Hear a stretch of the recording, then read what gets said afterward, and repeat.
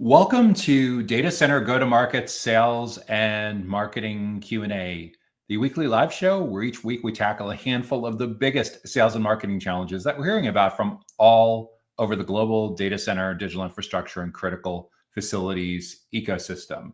Regardless of whether your company is a data center operator like a colocation or hyperscale, edge modular data center provider, or perhaps you do something related to data center technology or data center facilities, or maybe your company operates in and around construction, real estate, or the investment part of the data center ecosystem, or perhaps your company is all in on outsourced sales and marketing or some similar business model related to that. But regardless of what your company does and what your role is on the go-to-market team, you're for sure in the right place if you're looking to level up on your personal impact, your professional impact, your team's impact, and your company's growth trajectory, regardless of what your role is. Perhaps you work in some facet of sales, like as an account executive, an account manager, like in post-purchase, like client success, or maybe early on, like a sales development rep or a business development rep, or perhaps you're working in some facet of marketing, like event marketing, field marketing, social media, content, demand generation, product marketing. Maybe you work as a product manager or in some form of innovation for your company, or perhaps you have both a direct and an indirect playbook and you work in channel partnerships, or maybe you're the one who operates at a 30,000 foot level, who's the executive sponsor, whose job it is to go out into the marketplace and recruit the best and the brightest to join your team, to get the right people sitting in the right seats on the bus, rowing the boat at just the right time, playing their musical instruments at the right tempo, at the right volume, reading from the exact same sheet music to orchestrate this magnificent opportunity for growth within all things data center, digital infrastructure, and critical facilities. If this is the first time that you're joining us for Data Center Go-to-Market Sales and Marketing Q&A, we are thrilled to have you with us. Let us know in the comments what your company does in the data center ecosystem. We'd love to know. If you've been with us before, welcome back. If you're a frequent flyer, we're thrilled to have you with us as well. So what is on the agenda for today's show? First up, we're going to talk about how a colocation, cloud services, and connectivity provider attracts potential new customers. Then we'll move into public cloud infrastructure, and in particular, how a public cloud business development leader can establish a competitive advantage. After that, we'll talk all about how a data center investment management firm can improve its answer rate when it is prospecting. Then we'll take a real quick break for a message from our sponsor. And as we come out of halftime in this week's Data Center Go-to-Market Sales and Marketing Q&A show, we'll talk about a facet of data center facilities and how a data center mechanical infrastructure contractor can improve its business development.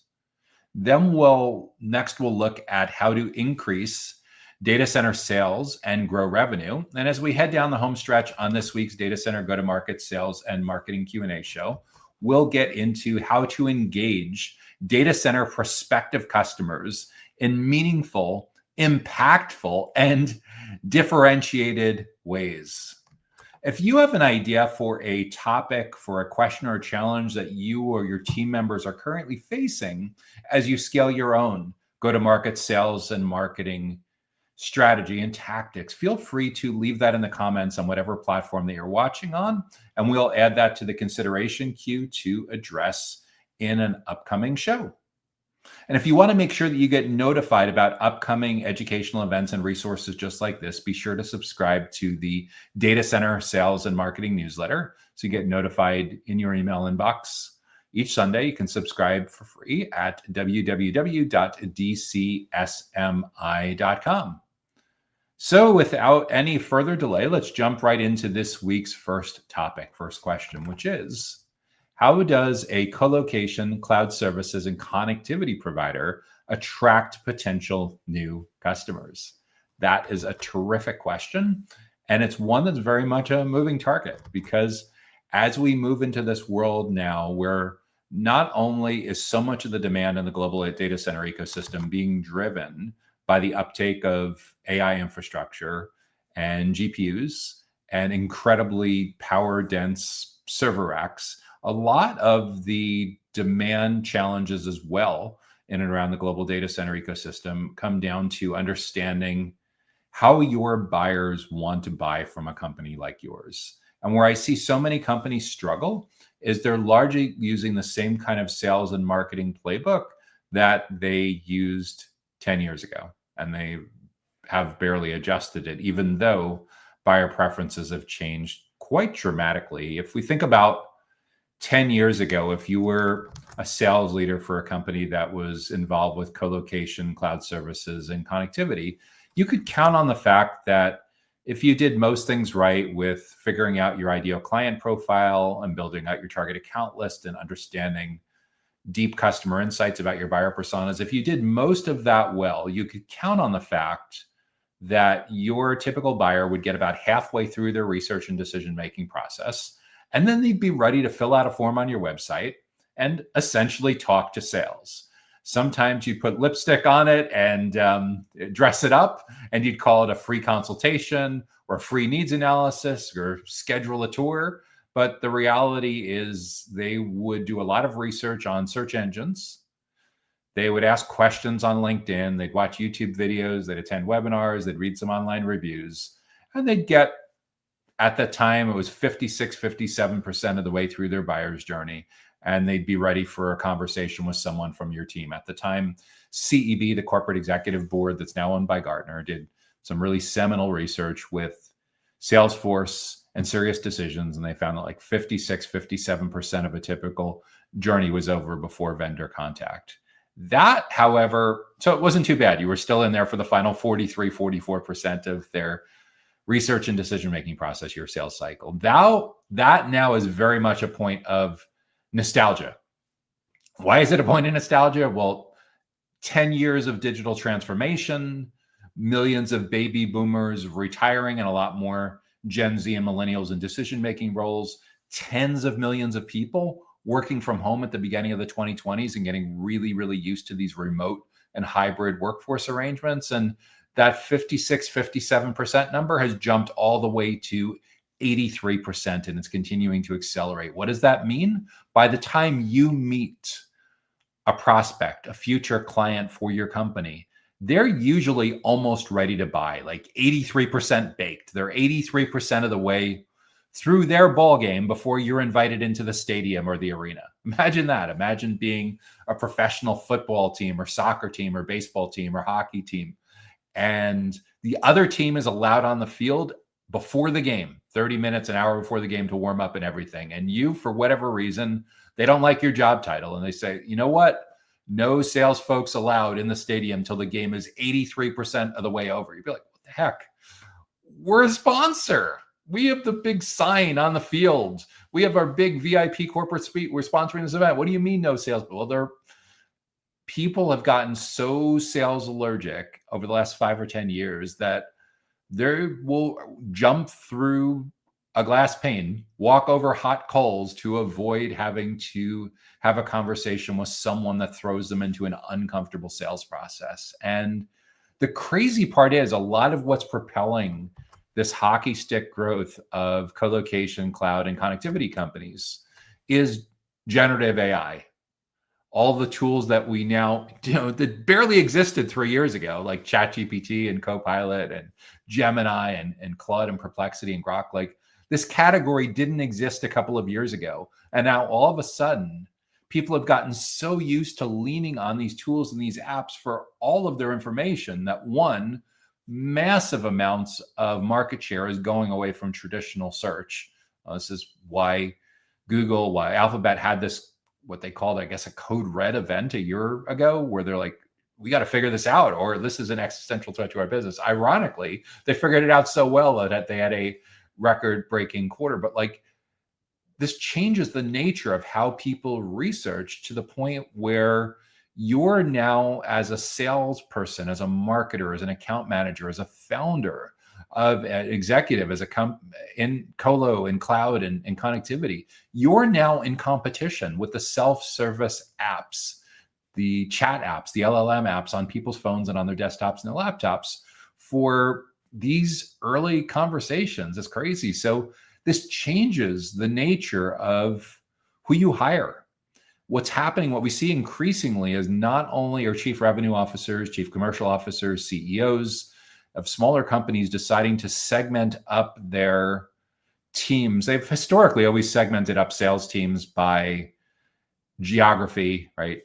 Territories. They've segmented by life cycle stages. That's why like SDRs and BDRs talk to people early on. Account executives get the sale over the finish line. Account managers land and expand that relationship, cross-sell, upsell, onboard, kind of in that post-purchase motion. So there's always been segmenting by life cycle stage. There's always been segmenting by geography. And there's always been segmenting by client size. This is where you'd see companies that segment and they have their SMB reps, small, medium-sized business reps selling small, high volumes of transactional deals. They have like mid-market reps where maybe you have a 3 to 6 month sales cycle and you're selling something that's in the tens of thousands. And then you have your enterprise reps where they may be working on a deal for 6, 12, 18 months or longer, but they're huge deals. They're 7, 8 figure deals or more. And there could be a dozen or more stakeholders involved on that decision committee. So very common to see segmenting geographically, segmenting by life cycle stage, segmenting by deal size.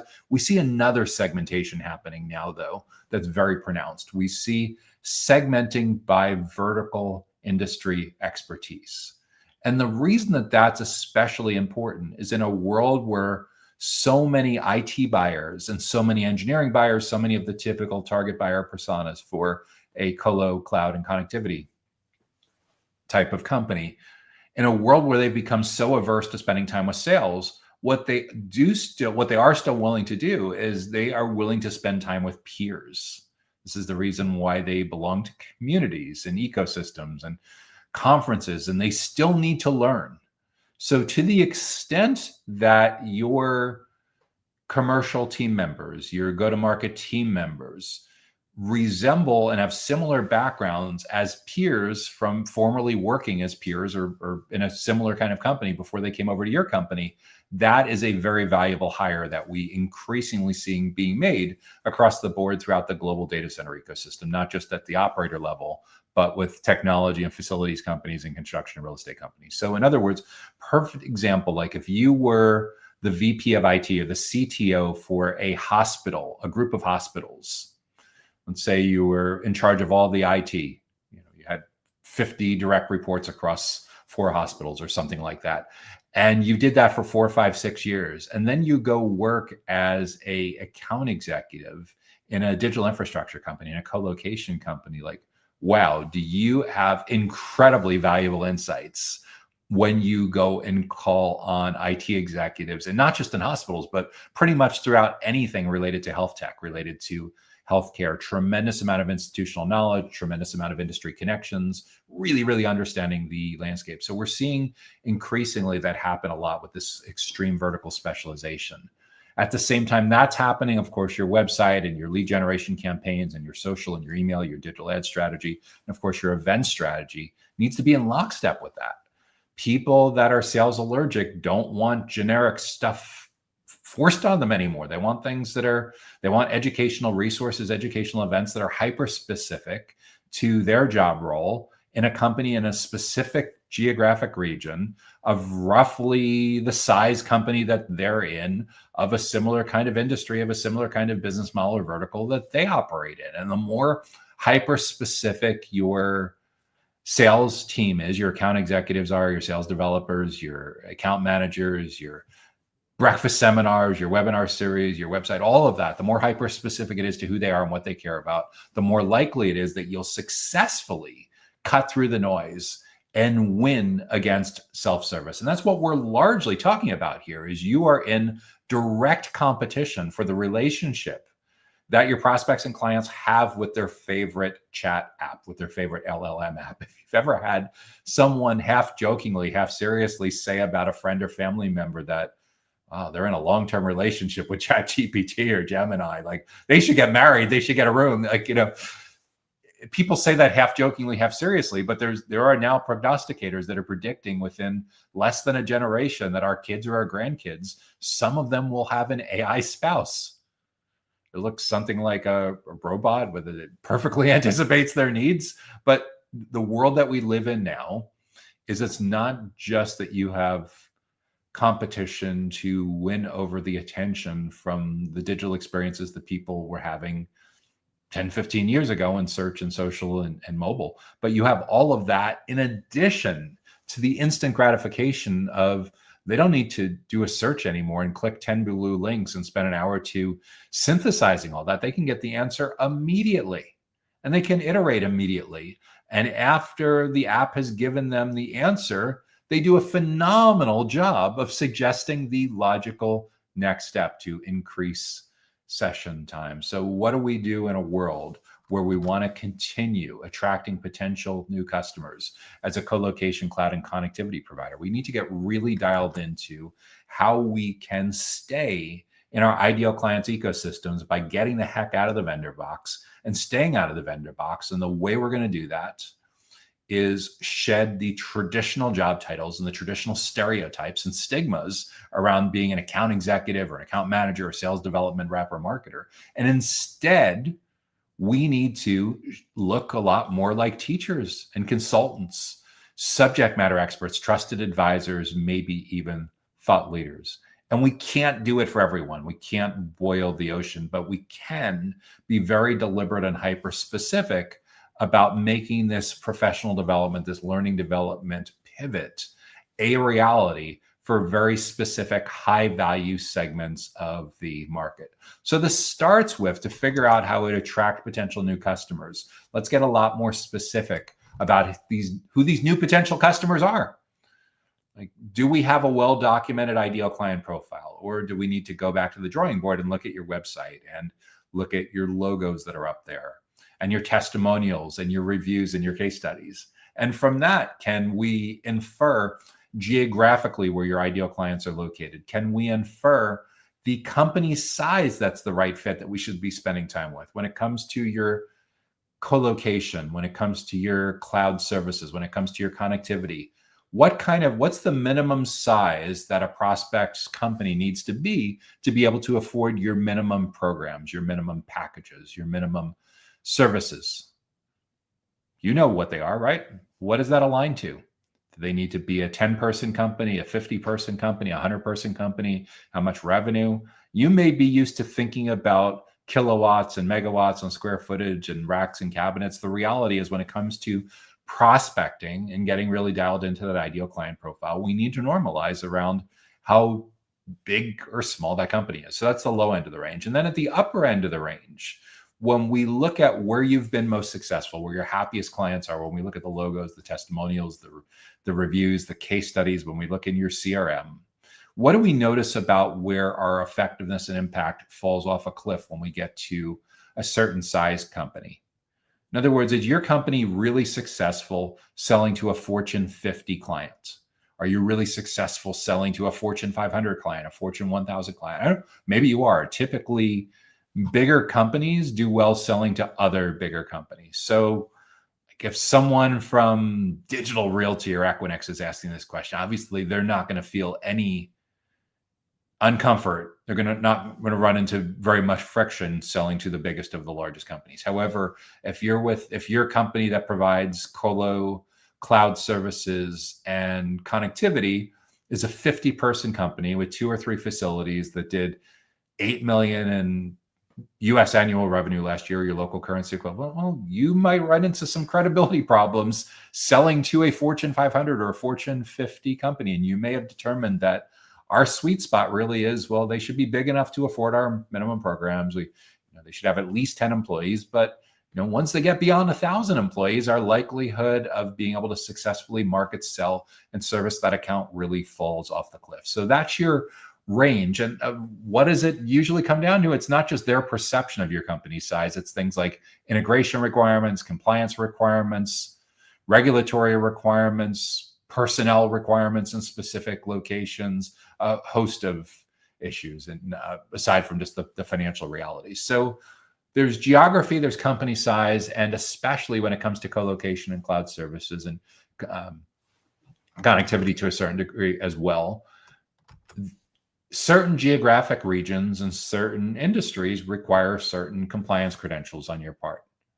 And either you have those or you don't, especially if you're going after regulated industries. So if you have what you need to in your particular geographic region to sell to hospitals and doctors' offices and pharmaceutical companies and biotech companies, well, then you should go all in on making that a big part of your ideal client profile and your target account list and what you're doing with educating and building trust for the prioritized buyer personas in that particular segment. If, on the other hand, you do not have those credentials and you know you're going to be disqualified really, really quickly, well, you should list that kind of healthcare vertical as well, because that should be an exclusion. So in other words, when it comes to filtering for an outbound campaign, make sure you explicitly exclude the kind of clients that you can't work with, in addition to the explicitly including the ones that you can. And it's the same thing with ads. Let's say, for example, you're running LinkedIn ads. So in LinkedIn Campaign Manager, you can include certain industries and you can exclude certain industries. When it comes to your website, you more than likely have who we help pages for specific industries. Obviously, you want to have a dedicated page for each of the prioritized industries and the prioritized buyer personas that you work with. And along the same lines, you don't want to have a page for industries that you do not work with. When it comes to your lead generation forms and your drop-down lists, it actually can be a really good idea to have the industries that you work with and don't work with, because if someone selects one of those industries that you don't have the credentials to be able to work with, that helps you to immediately segment them out in your filters and in your saved searches and whatever segmentation strategy you're using in your CRM. In other words, you can route the high priority leads that score high to your sales team immediately based on them picking an industry and hitting a certain kind of your website and a named account. And conversely, if they select an industry that you don't work with, well, you either don't send them, you certainly don't send them to sales, but you may not nurture them at all. And again, it's really what your priorities are for growth. So when it comes to how a co-location cloud services and connectivity provider attracts new potential customers, get really, really clear on who these new potential customers are. Really dial in that ideal client profile, your ICP, know the geography, know the company size, know the verticals. From there, you should be able to build out your target account list. And from there, once you've have figured out what you're doing at the company or the account level, we need to drill into those accounts and understand who the people are that we need to educate and build trust with. Those are your prioritized buyer personas. This is where all the customer insight research comes in. We're the most important economic decision maker, your primary buyer persona, the second most economic decision maker that shows up on the decision committee, your secondary buyer persona, and really understanding at a deep level in their own words the 5 or 6 big goals they're working on individually, as a team, and as a company, and the 5 or 6 biggest struggles that they have individually, as a team, and as a company. And we really need those goals and those challenges in their own words. It's incredibly important not to guess, but to actually get those insights in their own words. Because once you nail that, it becomes way, way easier to have website copywriting and email subject lines and digital ads and event strategy that is perfectly aligned with what is top of mind for that particular segment in their own words. Most of the time, when what you're doing with marketing and lead generation and nurturing and sales enablement, events and ads, when it's not resonating, when it's falling flat, it's usually because someone has skipped the step, has taken a shortcut, where they're making too many assumptions without doing their homework, without doing the actual research. So once you have those 10 or 12 goals and challenges for your first and second most important buyer personas, those 10 or 12 goals and challenges should play a huge factor in your educational event strategy. In other words, if you want to attract new potential customers for colo, cloud, and connectivity, and you know for your 2 most important segments what the 10 or 12 topics are that are top of mind, you know what, for those next 10 or 12 months, take 1 topic a month, and that's your event for that particular month. So if they're worried about cybersecurity integration following mergers and acquisition or whatever, and that's showing up as the number 1, well, the title of your very first event for that particular buyer persona that you're going to invite the folks to that are in that segment aligns perfectly with what you heard is the most commonly heard goal that that particular persona is working with. And if you determine that most of your prospects for your colo cloud and your colo cloud services and connectivity are within a reasonable drive of your location where you'd host these events, then host these events in person. If you determine that your client base, your potential client base, your prospects are spread out over a much bigger geographic area, then it's webinar series, or maybe it's both. But either way, always record. There's always going to be a lot more people that are coworkers, their peers and bosses and things like that, of the stakeholders who did attend, who want to be able to watch the recording later or go through the slides later. And of course, there's great repurposing that can happen. But at the end of the day, for especially the low end, the entry level price points of co-location, cloud services, and connectivity, there's a tremendous amount of commoditization that's going on. And one of the most effective ways for you to truly differentiate is to get in early and often. Why is early and often so important? Because the companies, the teams that are able to get in early and often are the ones that are able to shape the criteria that they use to evaluate all of the different options that are in front of them. By you having access to multiple stakeholders from that company in an educational context, where they see your client-facing team members as an integral part of their learning and development and their professional development process, you get to teach these prospects, these future clients, about your best practices and your methodologies, and really quite dramatically shape how they go through this journey. And when you do this job well, where they're learning a ton from hanging out with your client-facing team members, as you have part 2 in this series and part 3 in this series, you'll start to notice more and more people from your target accounts bringing their coworkers, bringing their boss, bringing the other decision committee members along with them.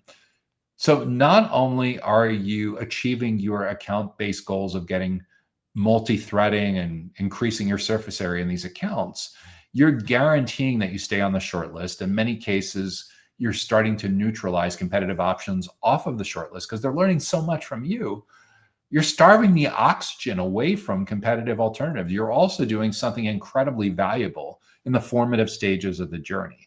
A lot of times when you're absent from that first 83% of the journey and you're only in there for the final 17%, one of the biggest struggles that account executives have, that sales teams have, is they feel like they're talking to a wall. They feel like they got in there too late. They feel like the person they're talking to has no interest whatsoever in listening to their advice and insights on how they may be driving their company straight off a cliff. And what that's usually a symptom of is getting in there too late. What was the pop song in the 70s? Carole King, "It's Too Late, Baby, It's Too Late." There's a lot to be said for in a self-driven journey. It's so important to figure out a way for you to get in early and often, with the right people in the right places at the right time, and most of all in the right context. So you see your client-facing team members as teachers and consultants and subject matter experts, trusted advisors, maybe even thought leaders. So incredibly important. So this is what allows you to drive alignment. And a lot of what it means to be a account executive, an enterprise account executive or mid-market account executive in the modern self-driven buyer journey is a lot of what you're doing is helping your internal champion drive alignment throughout the rest of their team and other stakeholders in the company to get your initiative over the finish line. And it's so much easier to proactively address this in the formative stages of the journey when they're open to learning, as opposed to being thrown into a situation where you're immediately treading water. And the only thing that's going to change their mind is reducing your price,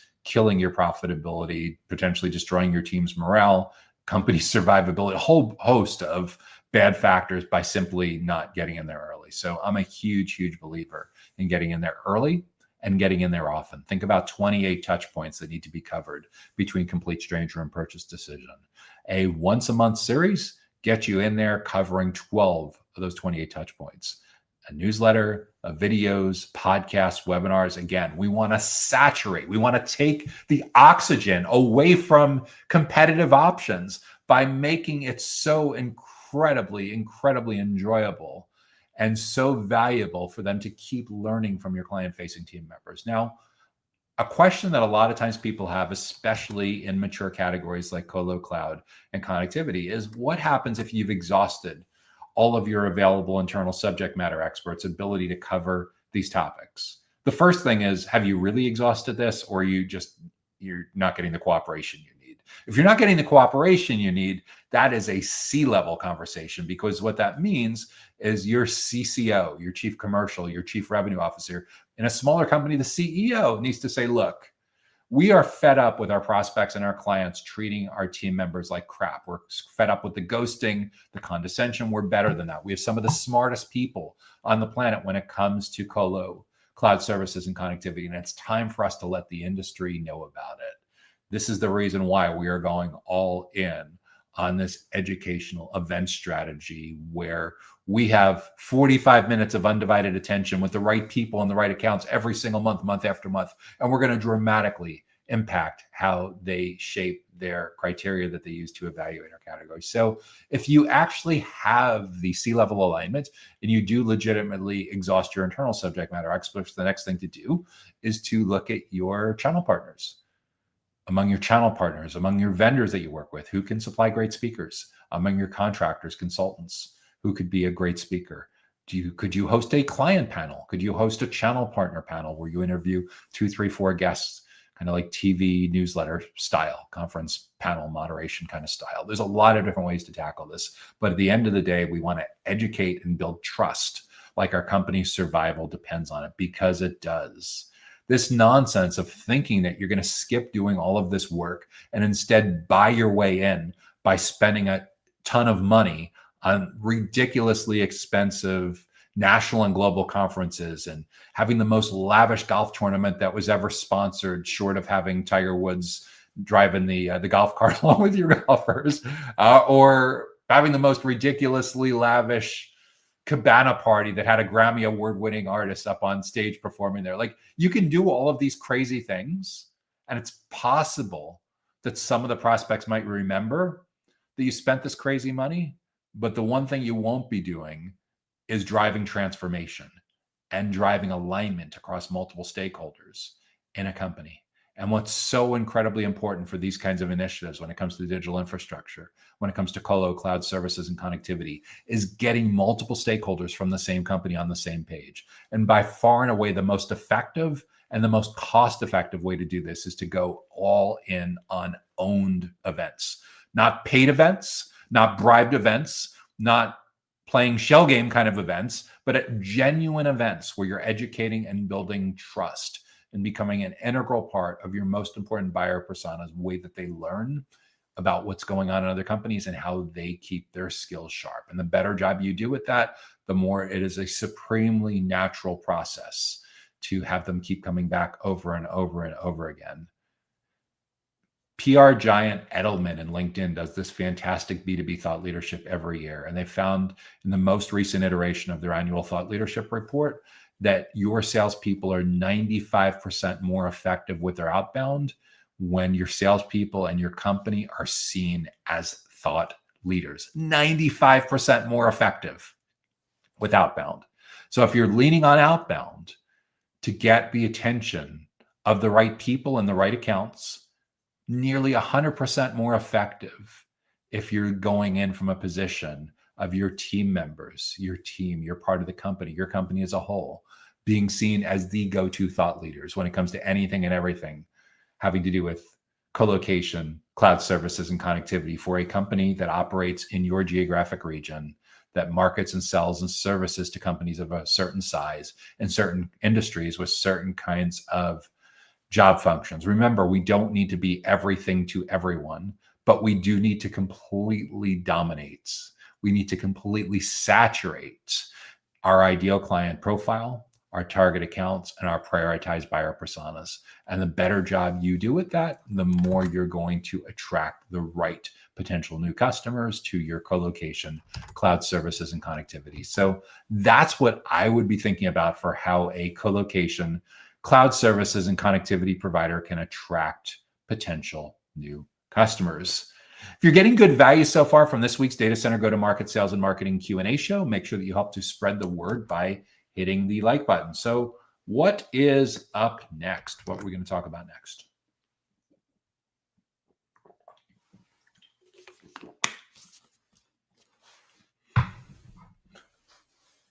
How does a public cloud business development leader establish a competitive advantage? How does a public cloud business development leader establish a competitive advantage? That is a fantastic question. So when it comes to public cloud, there are multiple tiers. there's no real disputing the fact that Google Cloud and Amazon Web Services and Microsoft Azure pretty much owns that top upper echelon of tier, with perhaps Oracle now coming on as a fourth legit contender at that tier. And then there's the next level beyond that. And then there's the level at which I usually get most of the questions from, is that third level that's 2 levels below that. And most of the time, the companies that offer public cloud, where they're open to the reality that their competitive advantage is something they need to think about, as opposed to it being purchased over the years for billions of public shareholder value, but it's something they actually need to earn over time. A lot of the differentiation is recognizing that there's product manager differentiation, and then there's buyer's journey differentiation. What does that mean? Well, when it comes to providing public cloud services, obviously there's a lot your product manager, your product management organization, depending on how big your company is, needs to do with getting as close as possible to your end clients. Generally, the smaller the company is, the more likely it is that you're not just offering public cloud, and it's not just direct connect out of a co-location facility, but a lot of times it's multi-cloud, it's private cloud, it's hybrid cloud. There's a lot of different cloud infrastructure kinds of arrangements. And every once in a while, those second and third tier companies do legitimately get a gift when you look at your LinkedIn feed or wherever you're getting your news from, and you realize that one of the big guys is having a massive outage, or one of the other companies that's a support part of that ecosystem. Like, as we're hosting this event today, one of the big CDNs, with the content delivery network, the kind of caching companies, also had a major outage. And all of this makes it possible for the little guys to democratize part of the competitive roadmap, because rather than playing on your client's sense of being safe by picking one of the big guys, you're actually able to point out that, yeah, you picked one of the big three, one big four, and how did that work out? Look at how many times they've been out with very, very well publicized outages over the last several months, over the last year or two. So you're offering a version of that where they can control a lot more of the process and eliminate a lot of the single points of failure. So there's definitely the product roadmap, the feature set and everything, and the pricing parts of it. But I think a lot of what people are missing is the opportunity to win over prospects and clients and channel partners in the early and middle stages of their journey. Right now, by default, most smaller companies in that second or third tier of cloud providers try to emulate what they see the big guys doing. And that's an enormous mistake, unless you're Microsoft competing against AWS, or AWS competing against Oracle or Google Cloud. Unless you're playing in that $1 billion level, you more than likely have to work a lot smarter, because you just can't throw massive amounts of capital at building these huge campuses and dominating the headlines all the time. So what is a more practical way to establish that competitive advantage for a business development leader? I think, for starters, one of the biggest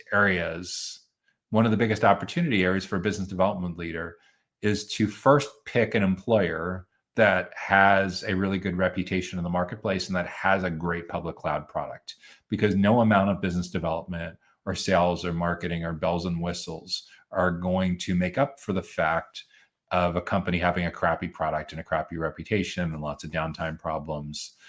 So you want to work with a strong brand.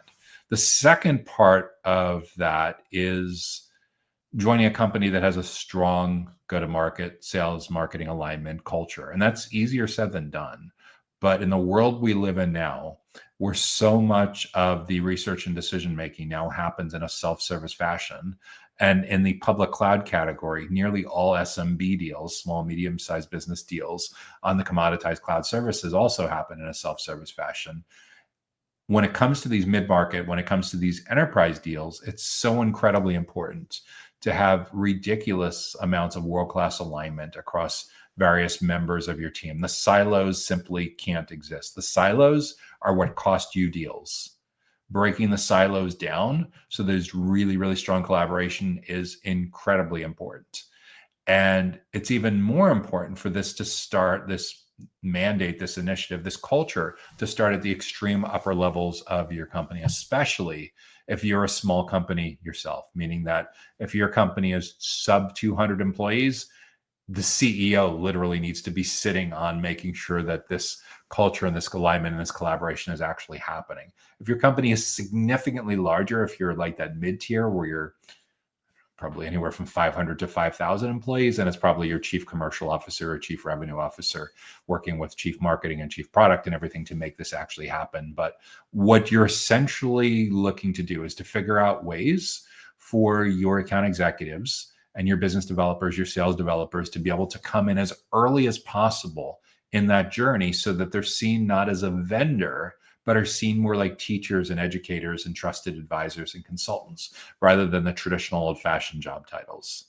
And along the same lines, marketers need, so they're coming in much earlier than they ever did at any previous point in their career to gain the leverage that they need with their prospects, with their future clients. Along the same lines, marketers need to be prepared to go much deeper into the journey than they ever have in the past. It's so incredibly important to get marketing out of being buried under sales in the org chart and allow marketing to have an equal seat at the table, because sales is not the only function in your company that needs fantastic content, that needs fantastic educational events, that needs fantastic enablement. Your account managers need it. Your product managers need it. Your channel managers need it. Heck, even HR needs it. So it's incredibly important when we think about, especially categories like public cloud, where the initial sign up is really just another starting line. And the real marathon begins at that point of initial sign on. Because even if you have 12-month contracts, 24-month contracts, 36-month contracts, if your company completely drops the ball, if you have massive outages, if you have massive downtime, I don't care what the agreement says, they're looking for the exits. So we need to figure out a way not only for you to be working for a company that has a fantastic public cloud product, but has a fantastic culture around how your go-to-market team members collaborate together so you show up and are seen as world-class educators, world-class consultants, world-class experts, thought leaders, trusted advisors when it comes to anything and everything that's relevant to public cloud for a very specific segment of the market. That's the key thing as well. The smaller your company is, the more incredibly important it is to get hyper specific on your ideal client profile, on your target account list, on your prioritized buyer personas, so that when you're publishing, when you're creating and publishing these amazingly impactful educational resources and developing and promoting and hosting these amazingly impactful educational events, it's for a very specific kind of person with a very specific set of goals and challenges that you know that you can knock it out of the park with, that you have an incredible amount of insight, incredible amount of value to add to their professional lives. So that's what I'd be thinking about for how a public cloud business development leader can establish a competitive advantage. If you're targeting by vertical and you happen to have physical locations that are in close proximity to where your prioritized buyer personas happen to live or work, then for sure these educational events should be in person. Breakfast seminars, lunch and learns, after hours versions of these. Heck, for some of you, even a weekend or Saturday morning or something may be the best way to go. Usually it's not, unless you're selling to SMB, but for mid-market and enterprise, usually the more tried and true is breakfast events, mid-market, sometimes after hours kinds of things. But the key part is they can't see attending these events as going to an infomercial. No one needs to go to your event for you to read the website to them or read slides to them. They're going to these events because they want to learn about how other companies just like theirs are approaching some of their biggest goals and challenges when it comes to anything and everything that's directly and indirectly related to public cloud for a very specific kind of job function and a very specific kind of company in a certain geographic region of roughly that same kind of size. And the better job you do with that, the more likely it is that they bring their coworkers, they bring their peers along with them. You get to meet multiple people from the decision committee. So if it's practical and you have the space, if you have a classroom or a conference room, these don't need to be big events. 15, 20 people attending from the perfect accounts can have a magical impact when you do this month after month. The more likely scenario for a public cloud company is you're probably running these virtually. You're probably running this as a webinar series. And what I'd encourage you to do is if you have 2 or 3 different segments, 2 or 3 different buyer personas, let's say you have a manufacturing buyer persona, a fintech, a financial services buyer persona, and maybe a channel partner buyer persona that's prioritized. You have these 3 different segments. Don't be lazy. Each of them really deserves their own webinar series. So the first week of the month is your primary buyer persona. The second week of the month is your secondary. The third week of the month is your tertiary buyer persona. Of course, always record and make it available for people that weren't able to attend and to share with their coworkers and repurpose it dozens of different ways. But at the end of the day, what we really want to do is we want to make sure that among your prioritized accounts, that multiple stakeholders in those accounts know that you have some of the smartest people on the planet, some of the nicest, most helpful people on the planet, doing some of those innovative things that have ever been imagined for companies like theirs when it comes to anything and everything having to do with public cloud. And a better job you do with that early and often is so incredibly important. This is not one and done. Think about 25 to 30 touch points between stranger and purchase decision. The more likely it is that you will persevere and win. And needless to say, all of this doesn't have to be, the great part is compared to national and global events, your out-of-pocket costs are significantly lower. There's definitely still work that's involved that gets, like most things, by the time you've done this 2, 3, 4 times through the cycle, you'll get faster and you'll get more efficient. But the great part is with most of this is it's not very expensive to do. If you're hosting webinars, you know how inexpensive marketing tech is to host webinars and things like that. More than likely, you already have a CRM and an email marketing platform already. More than likely, you already have internal subject matter experts who can be speakers. So what are you really talking about? When you host these events in person, what I usually say is if your company has had pushback against what goes on your expense account, they're going to be thrilled when they see how inexpensive it is for you to bring 15, 20 people into the conference room once a month, a couple of times a month or something like that. What's it going to cost you to bring like bagels and coffee in for breakfast, or to bring in some salads or deli sandwiches or something like that in for lunch? A few $100s in the whole scheme of things with 15, 20 people, minuscule relative to the incredibly extravagant budgets that go into national and global conferences. So because your cost is so much lower, you can afford to be a lot more laser specific about having events that are for very specific people in very specific regions. Again, the segmentation and the personalization will win the day. But again, early and often, the right people in the right places at the right time, and most of all in the right context. So they see your client-facing team members as some of the best, smartest, most approachable, helpful people on the planet when it comes to how their company should be thinking about public cloud digital infrastructure. What's up next?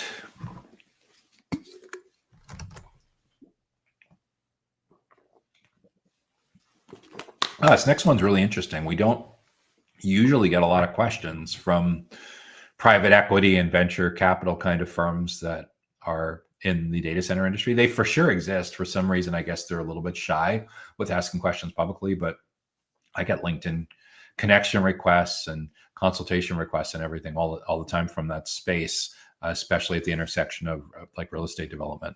So how does a data center investment management firm improve its answer rate when prospecting? How does a data center investment management firm improve its answer rate when prospecting, its response rate when prospecting? This is a really interesting question because I didn't know that this was a thing. When it comes to, if we step a little bit outside of infrastructure as a service, if we step a little bit outside of the data center industry and we look at like SaaS, software as a service, VCs, private equity companies, typically don't chase founders. It's the other way around. It's founders trying to get a foot in the door to get a meeting with a potential VC, with a potential private equity kind of firm. I guess in certain instances, there might be cases where the partners are doing some outbound business development based on referrals, but it's usually the demand supply is completely tilted in the other direction. So if I'm inferring what's going on here with improving the answer rate when prospecting, I suspect that the investment management firm isn't talking about finding companies to invest in. I think in most cases, if I'm reading correctly here, this is someone that works for a VC firm or private equity firm that's taking some kind of strategic role in facilitating introductions to help one of their portfolio companies. And I've worked with enough portfolio companies among venture capital firms over the years to know that that's for sure a thing. Like, for example, if the partner that sits on the board senses that there's other parts of their portfolio company where there's some low-hanging fruit to get some introductions, where like sister companies portfolio within the portfolio will not only take meetings but be good buyers, that's for sure is a type of prospecting, but it's a much warmer form of prospecting because they can reference like, hey, that $50 million, that $250 million, whatever the amount was of your local currency equivalent infusion that came into your company last month. Oh yeah, I work for that company. And by the way, one of our other portfolio companies was looking at your website. They were looking at your LinkedIn and wondering if you're facing this particular problem. So I've seen that scenario happen quite often. The idea of investment management firms getting involved in doing outbound prospecting for their portfolio companies, I don't see quite as often, except when the VCs themselves, the portfolio companies themselves, come from like a digital marketing kind of background, a product building kind of background. I do see that from time to time where former digital marketers, former product builders, former web developers, app developers, instead of constantly having to worry about finding companies that were well funded enough that could actually pay their services, they're like, keep your credit card in your pocket. We don't need your you're not going to have the capital to be able to do this, but in return, we'll take a 10% stake in the business or a 5% stake or 20% stake. And along with that, we're going to work with your internal team and we're going to help you with everything from figuring out customer insights, conversion rate optimization, monetization strategy, sales coaching, everything that we think that can help move the needle. And we're going to bring in our experts to help train your team members. In other words, we're going to take a really, really strong interest in getting in the weeds and helping grow your company. In that particular context, like, yeah, for sure, the someone from the VC, someone that in their former job or their current job, if they're working on a more fractional basis, if they're able to add that expertise to the portfolio companies, yeah, I do see them getting involved as advisors. I don't usually, again, see them getting involved in doing the actual prospecting, with the exception of outreach to other parts of their portfolio company ecosystem to look for some low-hanging fruit for collaborations and other specific needs where things can close incredibly fast, because essentially it's all the same company's money. It's all the same capital. So they kind of have an unfair advantage with getting those doors open. So those are some of the things that I'd be thinking about when it comes to a data center investment management company improving its answer rate when prospecting.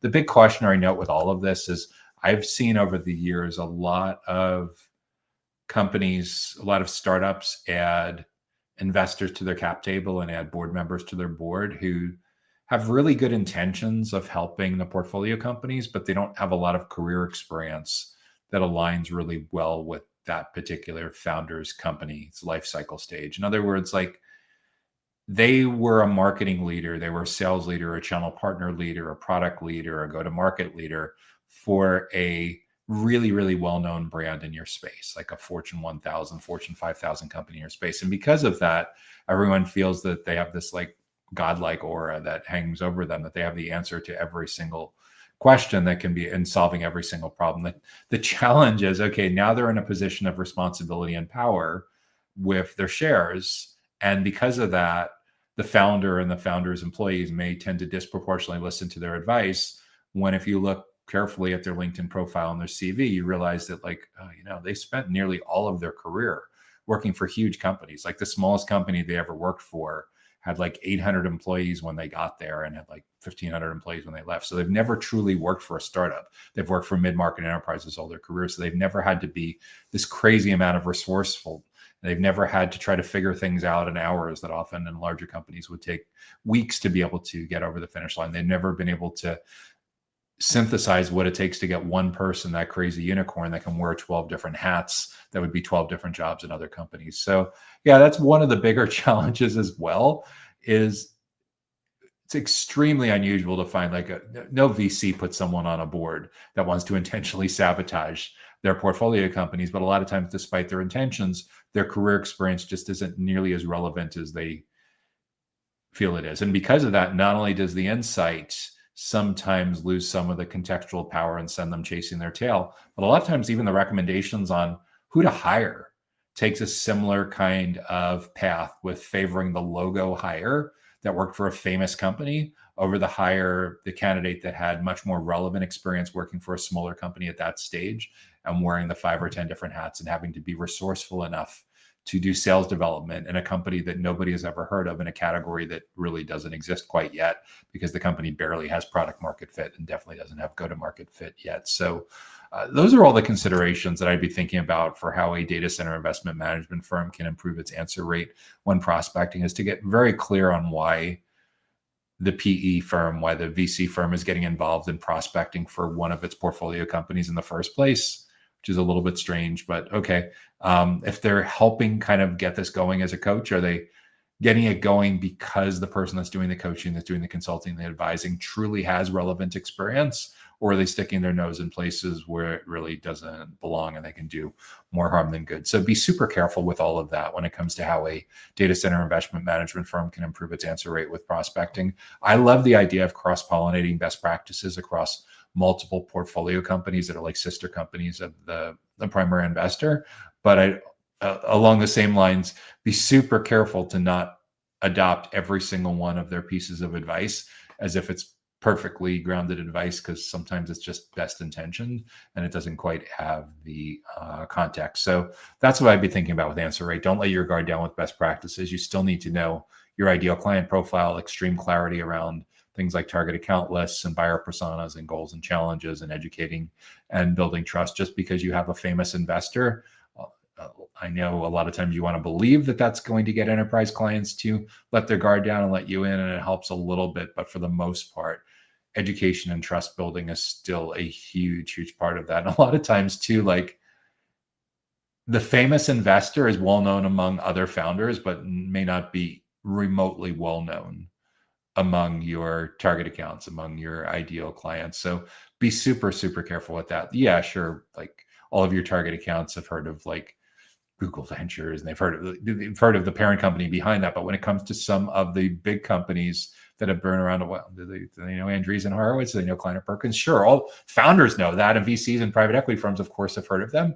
But are your buyer personas really impressed with that? I don't know. Do your homework. If you're selling to CFOs, selling to chief investment officers, for sure. Selling to CTOs, selling to NOC managers, cybersecurity managers, data center engineers, probably not so much. So yeah, just be really careful to think through these kinds of issues and pick and choose what makes the most sense for your company, and try to very diplomatically discard or pay less attention to what you think may be leading you astray. So that's what I'd be thinking about for how a data center investment management firm can improve its answer rate when prospecting. We have 3 more questions coming up in this week's Data Center Go-to-Market Sales and Marketing Q&A show. If you've been getting great value so far from this week's show, make sure to hit the like button to help spread the word. And if you have an idea for a topic, a challenge, or a question that you think we should address in an upcoming episode, be sure to drop that in the comments and we'll add that to the consideration queue for an upcoming show. We're going to take a real quick break for a message from our sponsor. When we come back, we're going to tackle 3 more big questions throughout the data center ecosystem. Data Center Go-to-Market Sales and Marketing Q&A is sponsored by DCSMI, elevating the role of sales, marketing, and go-to-market GTM professionals in the growth of the data center industry. To stay informed about upcoming episodes, subscribe to the Data Center Sales and Marketing newsletter on the DCSMI website at www.dcsmi.com. Again, that's www.dcsmi.com. Now, back to Data Center Go-to-Market Sales and Marketing Q&A. Hey there, Joshua Feinberg from DCSMI, the Data Center Sales and Marketing Institute, and host of the Data Center Go-to-Market podcast. And I'm thrilled that you're joining us for this week's Data Center Go-to-Market Sales and Marketing Q&A show, where each week we tackle a handful of the biggest sales and marketing challenges that we're hearing throughout the global data center, critical facilities, and digital infrastructure ecosystem. So what's up next? Our next topic is going to get into the facilities side of the data center ecosystem. So remember, just to review and make sure we're oriented in the right place, there's data center operators, there's data center technology companies, there's data center facilities companies. We consider data center construction, real estate, and investment companies joined at the hip. And then there's outsourced sales and marketing companies. So there's 5 different parts of the data center ecosystem. And over at DCSMI, we track 57 different business models that span those 5 parts of the data center ecosystem. So next up, we're going to dive into the data center facilities part of the data center ecosystem with a mechanical infrastructure contractor. How does a data center mechanical infrastructure contractor improve its business development? So when it comes to a company that specializes in mechanical contracting, you're typically not selling to technologists. You're not selling to IT professionals. You're selling to facilities managers. You're selling to engineers. You're, in some cases, selling to data center managers that have oversight around the broad part of the facilities, but it's a different kind of buyer. It's still usually a technical kind of buyer, and it's usually the same kind of buyer that is not a big fan of sales and marketing folks. They tend to be relatively technical themselves. They tend to like to figure things out, and they don't like a lot of sugarcoating. They don't like, in the old days, they wouldn't have liked glossy brochures. They don't like the digital version very much of those either. They don't need you to come in and read the website to them. They don't need you to come and read the slides to them. What they do need is they do need a reliable company that knows what they're doing, that's going to make them look like a genius for selecting your company in the first place. So what does it take to educate and build trust with the right kinds of clients for a mechanical infrastructure contractor? For starters, we need to look at where your company has had most success in the past. And when it comes to your particular category, there's an excellent chance that you disproportionately are either better at working with enterprise data centers or data center operators. And just to clarify, the data center operators are part of the data center industry and usually would be primarily in the business of like being a co-location provider or hyperscale provider, or edge provider, or something like that. That's a kind of data center operator. And then there's end users that have their own data centers that instead of outsourcing where they place their servers and infrastructure, they build and operate their own data centers. Like, so for example, if a hospital company or pharmaceutical company or bank or government entity or university builds and operates their own data center or their own sets of data centers, that's an enterprise client. That's very, very different than a data center operator. The budgets are different, the timelines are different, the cultures are different. And a lot of it has to do with that when it comes to an enterprise, it's only for one company. It's only for one vertical, one particular industry. When it comes to a data center operator, like a co-location provider, they may have hundreds of different tenants across one or more facilities. So standardization, speed, efficiency, everything becomes magnified. And when it comes to your particular category of mechanical infrastructure, more than likely over time, it's possible that you're equally good, equally effective, that it's equally profitable to have half of your clients with end users, half of your clients with operators. But more than likely over time, you're going to find that your location, your resources, your capital, your team members, your company culture tends to align better with one or the other. So once you've figured out at the company level how you want to attract and engage and generate leads and improve your business development, that needs to be documented somewhere, because everything starts with getting really clear about where these clients are located. And when it comes to mechanical infrastructure, unlike some of the IT related businesses, technology related businesses in the data center ecosystem, mechanical infrastructure almost always requires a significant amount of going on site. Yes, there's things you can do with IoT and remote sensors and automation that lessens the needs to go on site 100% of the time. But for sure, to be a mechanical infrastructure contractor, it is not practical for you to have global clients if you don't have team members, if you don't have employees, if you don't have contractors, channel partners, whoever is actually doing the work in physical, relatively close proximity to where your clients are located, and or travel budgets to potentially support this. And it depends on your category. I had someone on the podcast a few months back that works for one of the biggest global data center commissioning companies on the planet. And the gentleman I interviewed is based in Tokyo in Japan, and he travels a lot to Germany, Munich. So like obviously the client has a need for him to be making that travel. I don't know how many hours it is, but it's definitely not a quick flight from Japan to Germany. So obviously the client demands it. His company requires it. There's certainly a lot of time and expense for him shuttling, going back and forth and everything like that. But yeah, even with that, they're solving a spot shortage because there's no one with that talent profile in that particular market. And that's commissioning and mechanical infrastructure, pretty closely related to that. Actually, a lot of what someone would do when commissioning a data center is they're inspecting some of that work, some of the mechanical work that's going into the data center to make sure that it passes the initial specifications to take the new data center online. So yes, geography matters.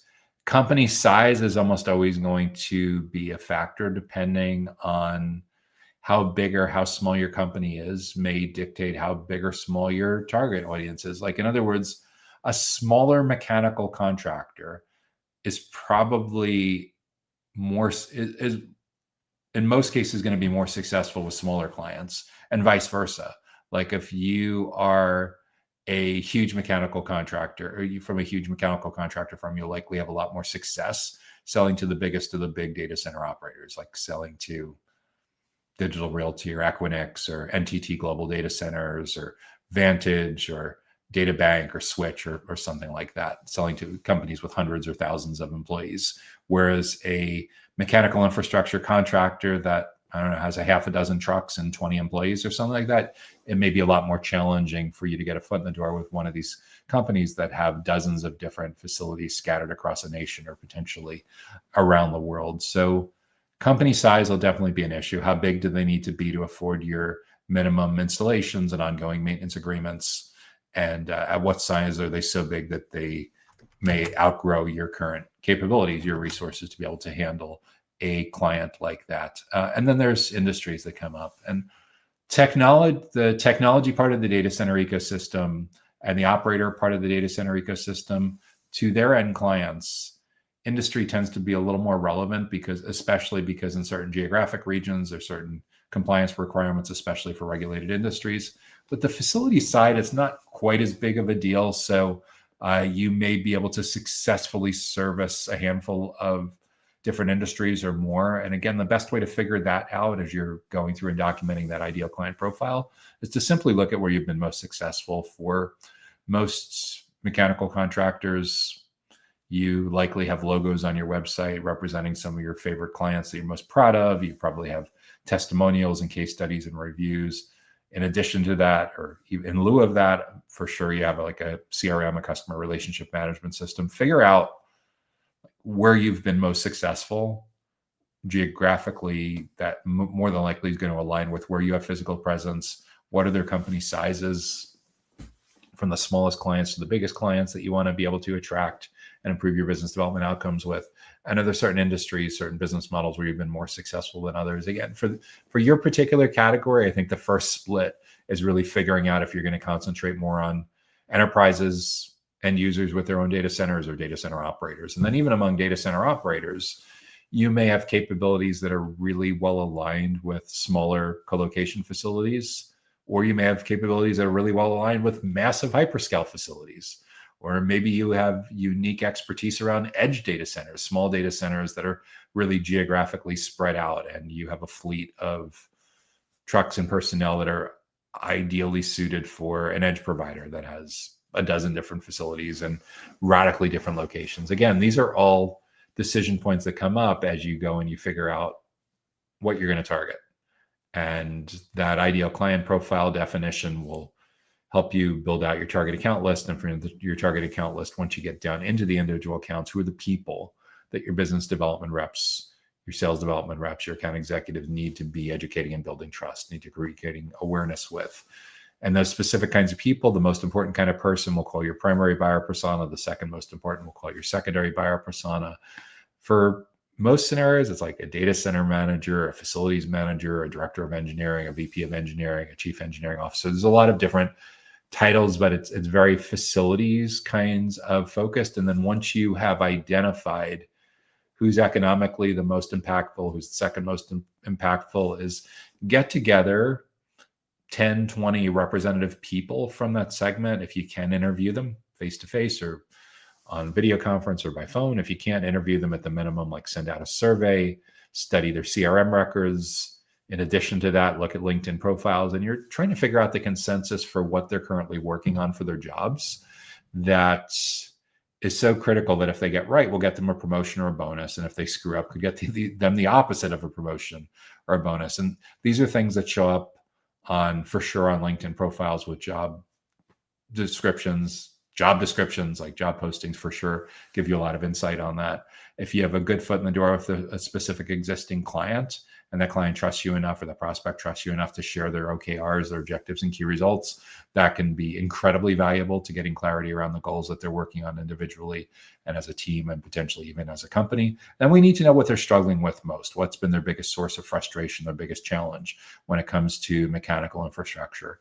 And we need these insights in their own words. Once we get their own words, it helps to make sure that our website and our email marketing and our social media, our event strategy, our digital ads, everything is aligned with what's top of mind for this particular stakeholder that they're working on trying to achieve professionally, and what they're struggling with most, what's driving them nuts, what's messing with their work-life balance, what's causing their vacations to be interrupted, what's stressing them out to no end, what maybe even be causing them to quit or creating mental health problems. So the better insight you have into what they need to achieve for their jobs right now and what they're struggling with most, the easier it is for a business development leader to make sure that everything that you're doing aligns with providing value around that. I'm very, very partial to figuring out a way for business development teams to rebrand themselves to be seen a lot more like teachers and consultants, trusted advisors, subject matter experts, maybe even thought leaders, depending on how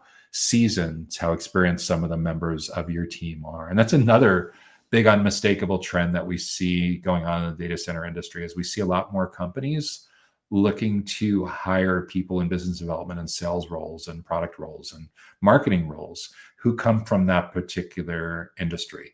So let's say, for example, you wanted to do a lot better with co-location operators, and you know that the primary person you're calling on is a facilities director or an engineering director of co-location facilities. Well, if you don't currently have someone on your sales team who used to work in and around facilities for a data center for a co-location operator, well, it can be incredibly, incredibly impactful to recruit that kind of person onto your team, because they're going to bring years of industry knowledge, dozens of relationships with peers in their companies and other companies. They're going to understand the ecosystem. They're going to understand the pain. We see this happening across the board throughout the data center ecosystem, where people are specializing team members and looking to hire team members that are truly peers, because they just, or within the last few years, worked in a similar kind of company, a similar kind of job role to the buyer personas that are their prospects, that are their future clients that they're working with on a regular basis. So that can be quite magical. Another part that can be quite magical is to get you out of the vendor box, and to, instead of being seen as a contractor, instead of being seen as a vendor, to be seen as one of the top experts in your region, one of the top experts nationally, one of the top experts globally when it comes to anything and everything having to do with mechanical infrastructure for a data center. And likely kind of runs on a spectrum. There's the various degrees of expertise within your company. There's people with the most expertise, the most years of experience that are the most technical, all the way down to someone like as a business development rep or sales development rep that was hired in the last couple of months that wasn't working in anything related to data center facilities in their previous job, and they're just learning as they go along. And there's a place for everyone. But at the end of the day, the goal really is, once we understand that ideal client profile and we have our target account list and we know our prioritized buyer personas, we want to put our team members, our client-facing team members, in a position where your prospects and clients are learning with your team members, where instead of seeing your company as a vendor that they buy from, that they see your team members as an integral part of how they learn how to do their jobs better. So in other words, instead of being seen as business development, you're seen as professional development. You're seen as learning and development. And again, it's very likely that there's a few members on your team who fit the role perfectly of being seen as like a professor or instructor or true expert on this. And then there's probably some people that are somewhere in the middle that have some useful knowledge to share, but may not be the be all end all expert in your company. And then there's some more junior people. And even the most junior people can still have a pretty effective role. It's just they'll be more like moderators, concierges, hosts that are guiding prospects and clients towards the other expert resources in your company. How does this come together from a practical standpoint?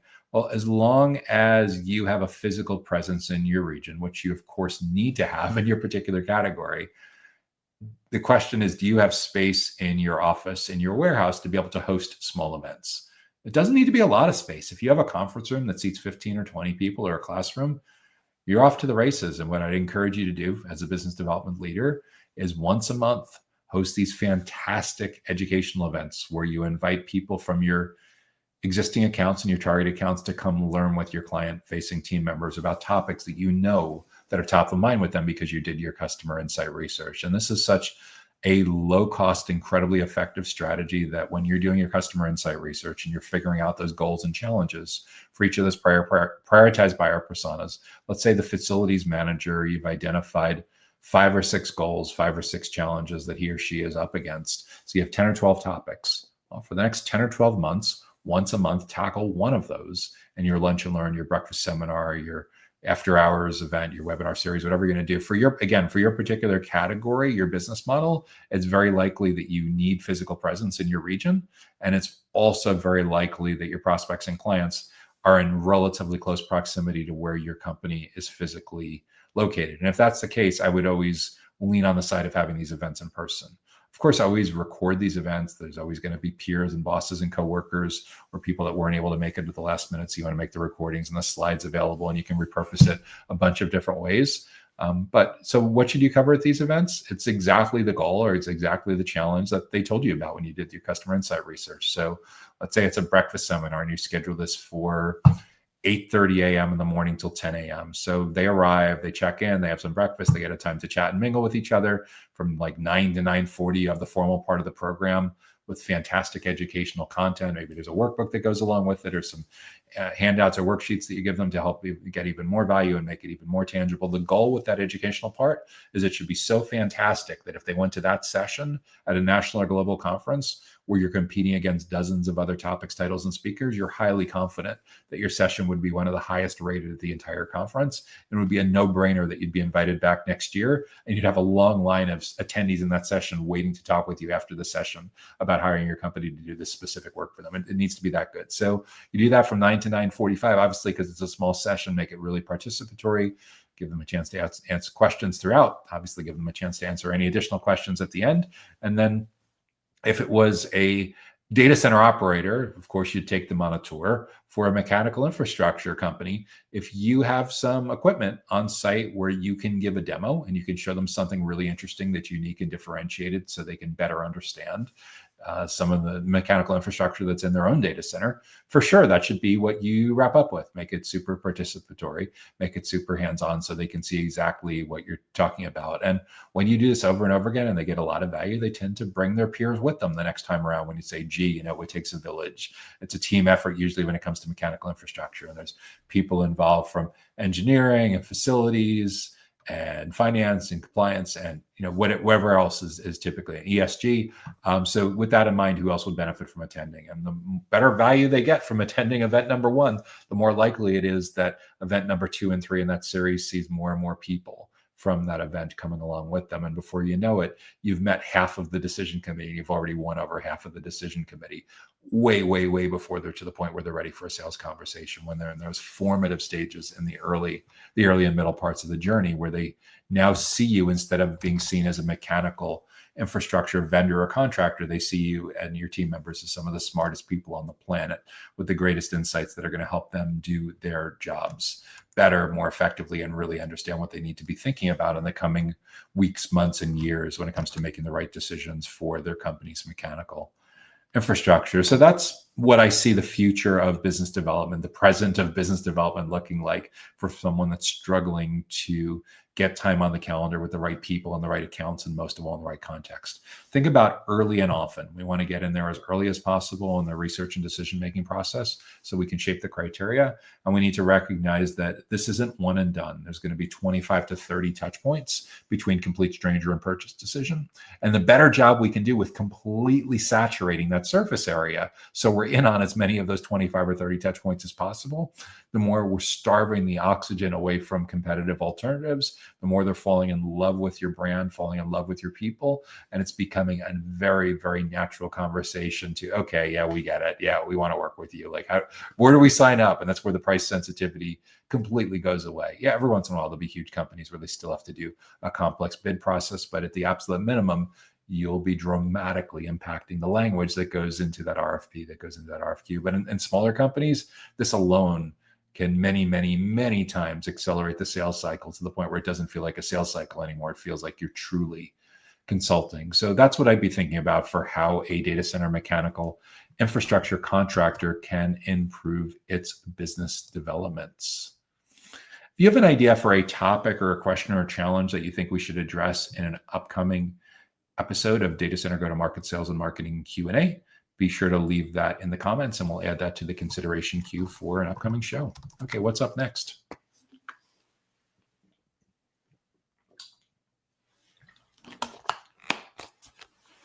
How do we increase data center sales and grow revenue? How do we increase data center sales and grow revenue? That's a terrific question. And it's interesting that they've asked this as two separate things, as if increasing sales wouldn't necessarily grow revenue. I guess that's a reasonable part. You actually could be increasing your sales and you could have a lot of low ticket sales, a lot of commoditized type of low ticket sales, and you're not really making much of an impact on growing revenue. So again, a lot of how you address this depends on whether you're talking about data center co-location or something that's subscription based, like on the technology side or on the software side or something like that, or whether you're talking about something that's more of a capital expenditure as opposed to an operating expenditure. But across the board for increasing sales and growing revenue, what I'm really partial to is understanding what your buyers truly want from a company like yours. This isn't a philosophical question. This is a matter of your chief product officer, your product management team, really truly understanding what you're building, who you're building this for, and why you're building this, and what they need next. And the better job you do with understanding that, the more likely it is that you're building something in the first place that's worth investing a lot of marketing and sales resources into growing. Because no matter how creative, insightful, leading edge, whatever you want, helpful your marketing and sales folks are, if your product is completely out of touch with what your marketplace wants, or it's too expensive, or it doesn't have the right feature set, or it's not reliable, or there's terrible reviews, all of that can completely sabotage the best go-to-market playbook under the sun. So we need to take as a given that if your company is a startup, that you're obsessed about having fanatical customer experience, that you're obsessed about accelerating what you need to do to get to product market fit, where you know exactly the products and services they purchase from you, the price points, the frequencies, the durations, all the basic unit economics.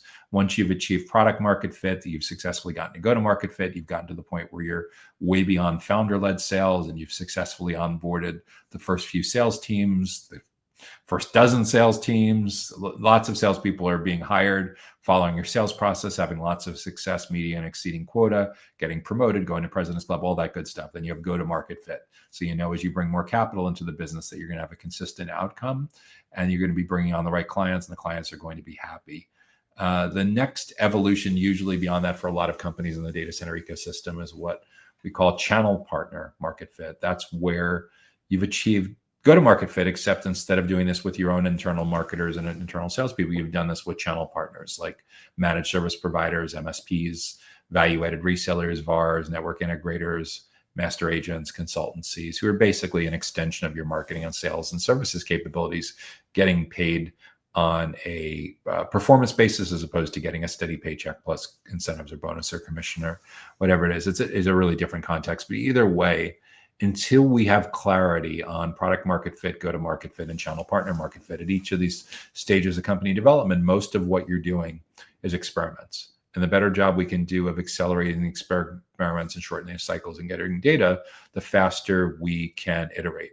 For a mature, established company that already knows what it takes to increase sales and grow revenue, it's really a matter of just figuring out where we should invest capital next. And usually what this comes down to at the board or the leadership level is getting extreme clarity around who that ideal client profile is, like really dialing in where they're located, where we can win, where we can make our clients most successful. And it depends on your category. Like, for example, if you provide digital infrastructure, something technology related, it's possible that your addressable market geographically could be any business on the planet. What's a lot more practical is when you get into compliance requirements and regulatory requirements for a lot of those operators and technology companies. You have the intersection of certain regulated industries and certain geographies that forces you to be a little bit more specific and dial in, okay, now it's not truly global, it's the Americas, or it's not truly all of the Americas, it's the US, or it's not truly EMEA, it really is Western Europe. And it's not actually all of Western Europe, it's these 6 countries in Western Europe. So it's getting really, really specific about where your ideal clients are located. So you make sure that you're not spending sales and marketing efforts and account management efforts on what you may see as more fringe kinds of accounts, fringe kind of clients that have unique requirements that don't align with what you're trying to do at scale.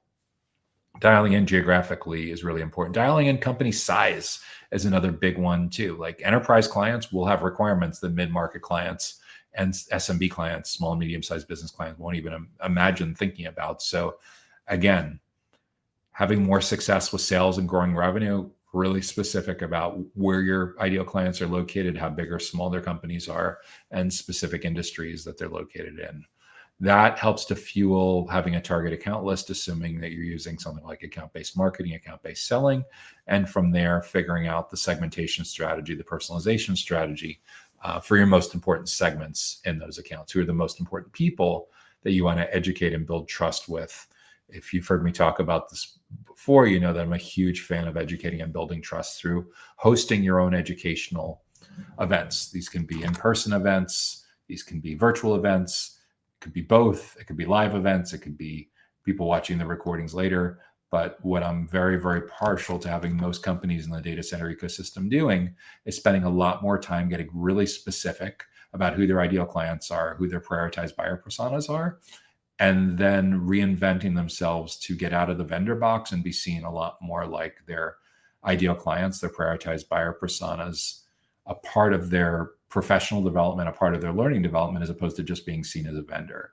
That's the key to getting in early and getting in often and getting out of the vendor box and staying out of the vendor box, is being in a position where you're the one that's doing the consulting and the teaching and being seen like a subject matter expert and a trusted advisor, because you get to shape the criteria that your prioritized buyer personas use to evaluate all the competitive options that are in front of them.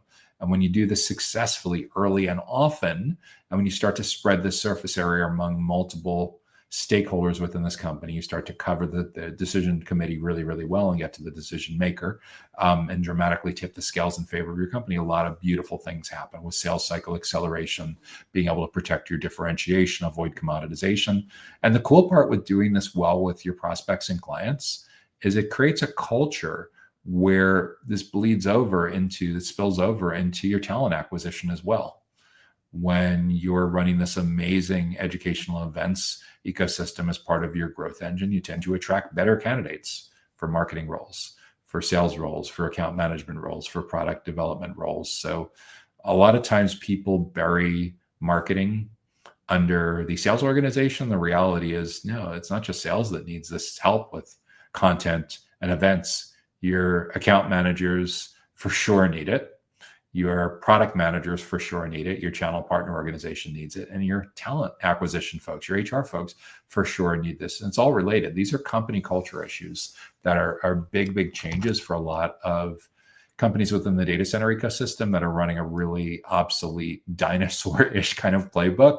And if this sounds like something that your company struggles with, a lot of times the only way to move the needle is that executive buy-in that starts all the way at the top.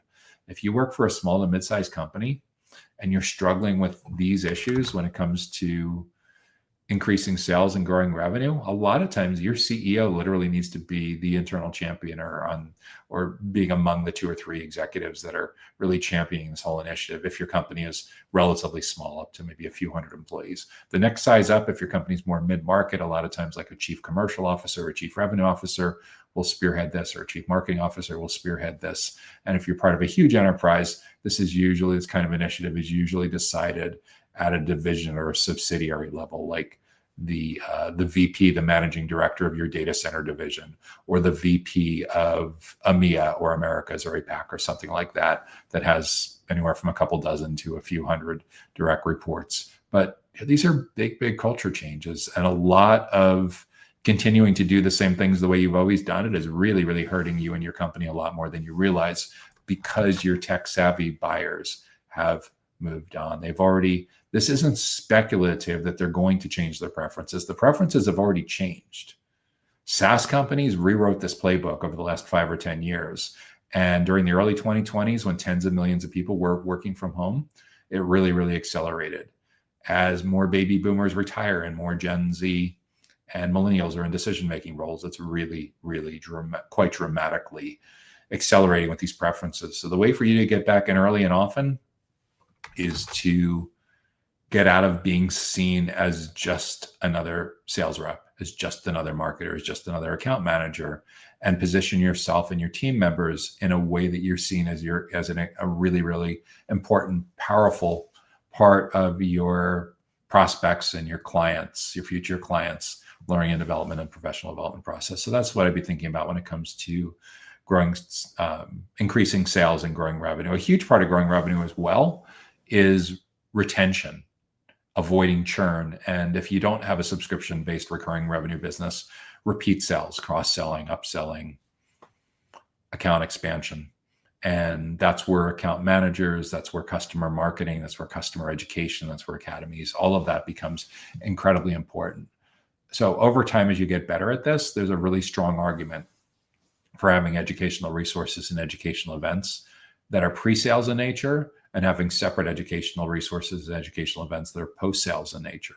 And when you get really, really good at this and you want to compete at a world-class level, you're not just dividing up those resources and their events between pre-sales and post-sales.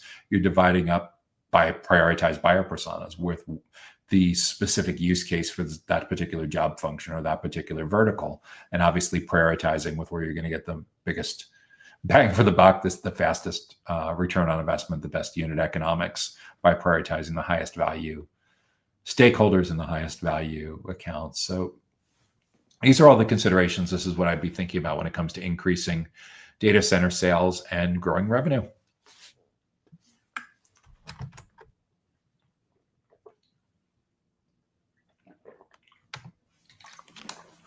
Okay, one more question. What's our final question as we head down the home stretch on this week's data center go-to-market sales and marketing Q&A show? So it's a really good one. How do we engage data center prospects, data center prospective customers in meaningful, impactful, and differentiated ways? How do we engage data center prospective customers in meaningful, impactful, and differentiated ways? A lot of the default playbook, a lot of the default configuration that a lot of people use when it comes to prospecting and demand generation and lead generation is they're trying to take a shortcut by spending. And yes, making some strategic investments can accelerate certain things, but I see that there's smart money being spent, and I see a lot of stupid money being spent. What is the stupid money? Some of the biggest expenditures in the data center ecosystem right now are companies that invest blindly in national and global conferences. And there's some really good national and global conferences for your company. And there's some ones that are just a terrible match and a huge, huge waste of resources. How do you separate the good ones from the bad ones and recognize that your answer is going to be different than your friend's answers in a different company? At the most basic level, when you're figuring out where you should be making these investments, get that conference organizer's media kit, get their prospectus, and look at the demographics of who attended last year and look at the demographics of who they think is going to attend this year. They usually have a pretty strong handle on that. I recognize that it's a good faith representation. Very few, if any, are getting those audited on any kind of regular basis, but take their good faith representation of who was there last year and who they think is going to be there this year. So bring that up on your monitor and put that on the left-hand side of the screen. And on the right-hand side of the screen, I want you to bring up your one-page ideal client profile and your prioritized buyer personas, your primary and your secondary buyer persona. So at a company level, who are your ideal clients? And within those companies, who are the perfect people that you want to be spending time with, who have the biggest impact, who are the biggest economic decision makers on whether a company chooses yours or chooses a competitive alternative or chooses to do nothing, buys into the status quo. So left-hand side of the screen, who's attended last year and who's going to attend this year. Right-hand side of the screen, a super crisp one-page definition of your ideal clients. And below that, who your prioritized buyer personas are, your primary buyer persona, your secondary buyer persona, maybe your tertiary buyer persona. And then I need you to compare those two, what's on the left-hand side of the screen, the right-hand side of the screen, and give yourself a report card. You could grade it on a scale of 1 to 10, on a percentage score, on like, if you want to get scholastic, if you want to pretend like you're a teacher, you could give letter grades like an A, a B, a C, D, E, and F. What I'd like to see you doing is investing most of your resources in conferences, if you're going to do conferences, national and global conferences, in conferences where there's a very high match rate between their declared demographics and your ICP and prioritized buyer personas. I'd ideally like to see you give it at least a 4 out of 5, at least 80%. So in other words, they're estimating that there's going to be 2,000 people at this conference. And by your estimation of what they're representing versus your ideal client profile and your prioritized buyer personas, you believe 1,600, 80% of those 2,000 people are a good fit. They're from the right people from the right companies. By the way, that doesn't happen very often to get anywhere near that. It's very rare to see people that do this exercise and are finding 80%. But if you get an 80% match, that's actually a pretty good conference. You're not quite done yet, but that's at least one that I'd put on your short list. What helps you decide how much to invest in that conference is, will you have the ability to educate and build trust at that conference? What do I mean by education and trust building? Well, at most national and global conferences, typically about 3% of the people that attend get to educate and build trust. And they're doing that from the stage. And they're doing that from the stage because they have earned an editorial speaking slot. This isn't someone that bought their way in with a sponsored pitch.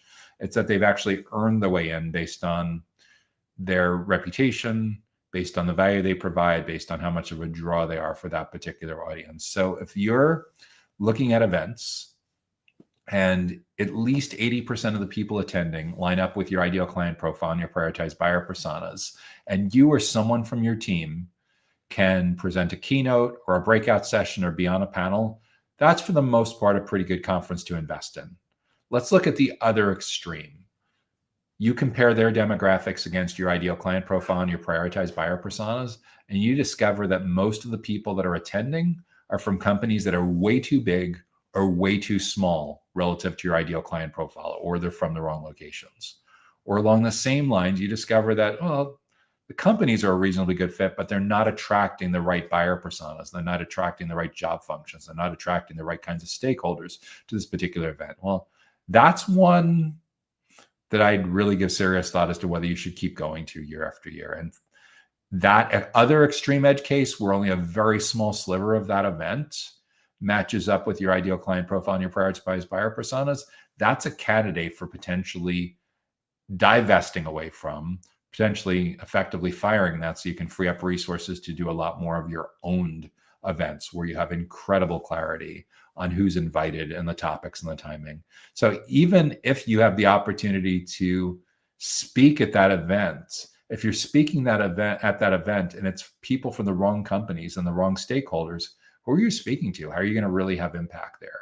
To stack the decks in your favor, it's the right companies and the right people, and you or someone from your team getting to educate and build trust. So think about a typical conference that has 2,500 attendees, 75 speakers. So roughly 3% of the people that are attending or speaking, they get to educate and build trust.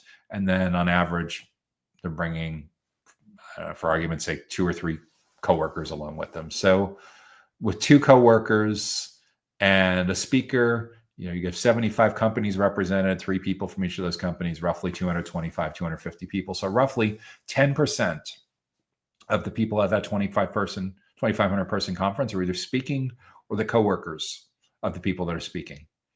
Those are the folks that are in a position to educate and build trust at that event. Everyone else, you'll find another 10% are there because of the booths. Their companies are spending anywhere from a nominal to an insane amount of money having something on the exhibit floor or sponsoring an event. That's another 250 people at the 2,500 person event. Sometimes it's 20%, so it could be 500 of the 2,500 people. And then the other 70, 80%, the audience, the captive audience, you're the reason that the conference exists. If you're not an attendee at that event, there's no reason that someone would pay to exhibit or sponsor that event. There's no reason that someone would leave their workplace, leave their family, fly across the planet to speak at that particular event if you weren't there as a captive audience. So essentially, you're the product. You're either attending for free or you're paying a subsidized cost. You're not paying the actual cost of what it takes to be at that event because you're the captive. You're being delivered on a silver platter. You're captive attention for that. And I know it's painful to sometimes hear it, but I say this like it is, because what's ending up happening in most cases is when it comes to engaging customers, prospects in meaningful, impactful, and differentiated ways, I think you don't have a chance to do this until you have an honest conversation with your team about what's really going on with where these resources are going. And again, if you're in a situation where most of your conferences line up really, really well with their demographics, aligning really, really well with your ideal client profile and your prioritized buyer personas, those are good. What goes from good to excellent is where you or someone from your team are educating and building trust from the stage at that conference. And nearly all of those situations keep doing those all day long. The other extreme, where there's a terrible match between their demographics and yours, big red lights, big stop signs, especially if you're not speaking, even if you are speaking. The gray areas are where people deliberate and spend a lot of effort. And yeah, you can rubric these, you can put point system on these, you can stack rank them. But what I want to make sure is if you're serious about engaging prospects in meaningful, impactful, and differentiated ways, that you leave enough bandwidth, that you leave enough time, that you leave enough budget to do what's by far and away the most impactful thing of all. Getting super specific about educating and building trust with the perfect people and the perfect accounts. And the way to go about doing that is, regardless of whether you're a data center operator or a technology or a facilities related company or construction, real estate investment, or outsourced sales and marketing, is getting extreme clarity on the ideal client profile at the company level, where your ideal clients are located, how big or small their companies are, what industries or business models they come from.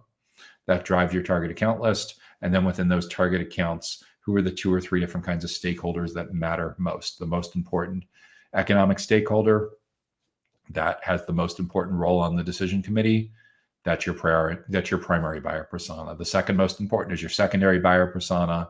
In a lot of cases, you'll have a tertiary buyer persona. If you're from a much larger company, you may have way more than 3 buyer personas. But if you're a relatively small to mid-sized companies, 2 or 3 is a good place to start with your segmentation strategy and your personalization strategy. Once you know who these folks are and who the most important drivers of economic value are, study the heck out of what's going on in their world to truly get client-centric, understand their biggest goals, understand their biggest challenges, and then take that information that you got in their exact own words and use that as your educational events calendar for the next 10 or 12 months. So you figure out 10 or 12 topics, 5 or 6 goals, 5 or 6 challenges. Those are your 10 or 12 big topics for your in-person events, for your webinars, for your on-demand, whatever you're going to do. Those are your 10 or 12 big campaign rocks to move. And then what we want to do is make sure that we invite the right people from the right accounts to learn and grow with your client-facing team members. Your client-facing team members in that context become the featured speaker. And instead of having to be among that 3% that gets to speak or gets to ride off to coast off the fumes of your coworker that was speaking, or instead of pretending that the 45-second interaction at your booth is actually doing anything but swiping a badge, no, we're doing the opposite here. We're getting the right people invited from the right accounts, and some of them will attend part one. Some of them will be receptive to bringing their coworkers to part one. But I can tell you for sure, like, you don't need large numbers on this. What messes the vanity metrics is what screws everyone up on this. They think they need to be in front of hundreds or thousands of people. No, if you have 100 target accounts and there's, for argument's sake, 12 people on average in a target account, there's 1,200 people that you're trying to impact in that particular segment over the next year, and your conference room holds 15 to 20 people. If you can fill your conference room month after month with one or more stakeholders from your target accounts coming to learn from your client-facing team members, your subject matter experts, magical things happen with lead generation, sales cycle acceleration, education, and trust building. You do not need large numbers. Again, a conference room with 15 or 20 people, with the perfect people, magical things happen.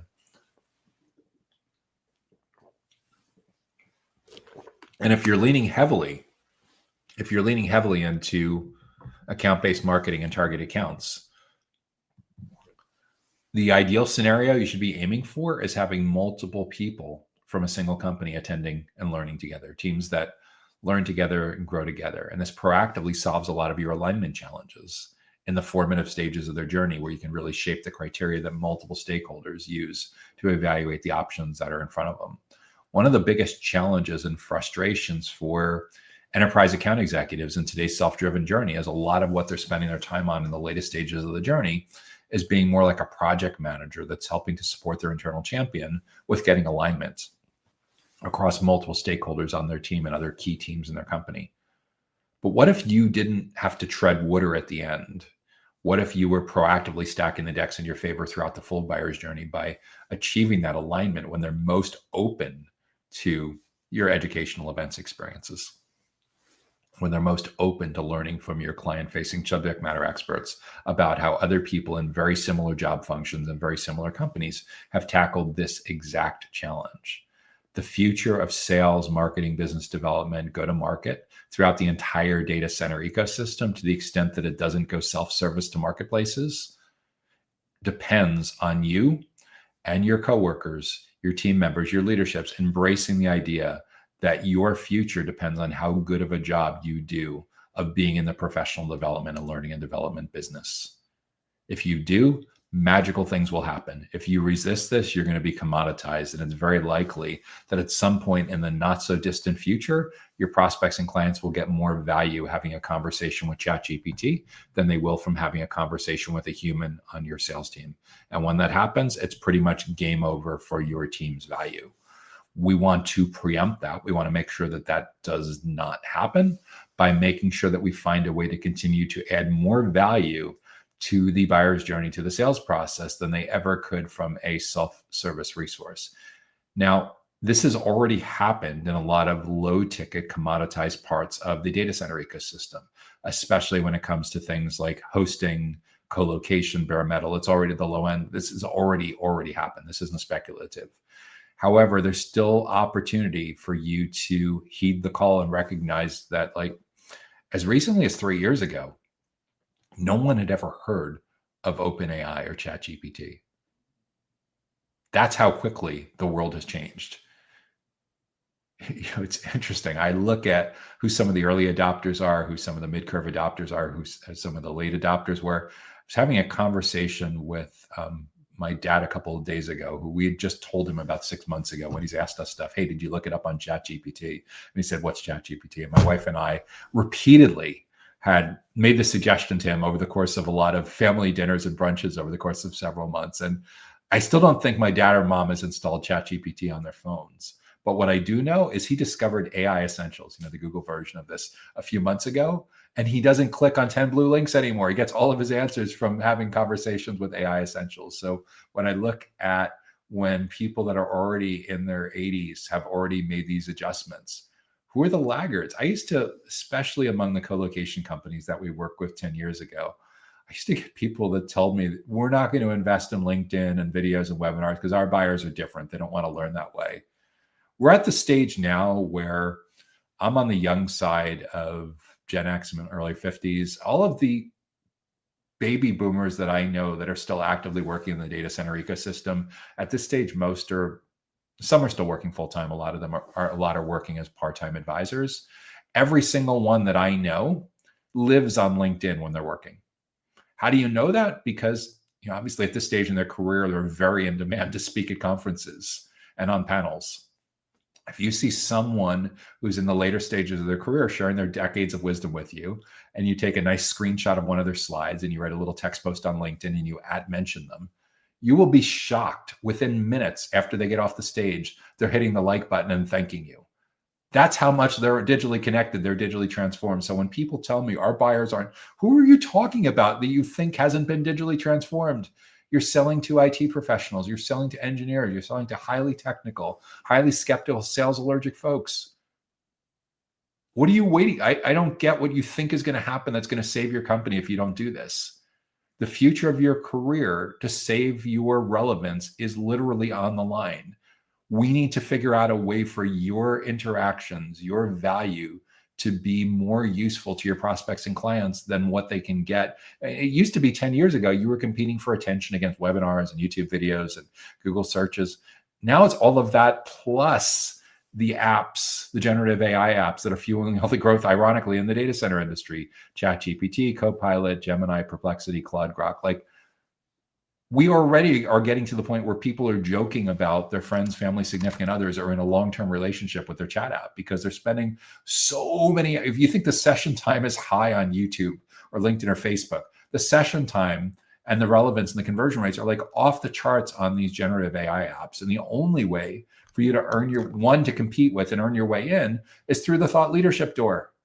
That's it. It is the only door. Eventually there might be ads, but for now it is literally the content marketing, education, and trust building thought leadership doors. So the question is, why are you gambling on your future? What are you hoping for? That the phone book's going to come back?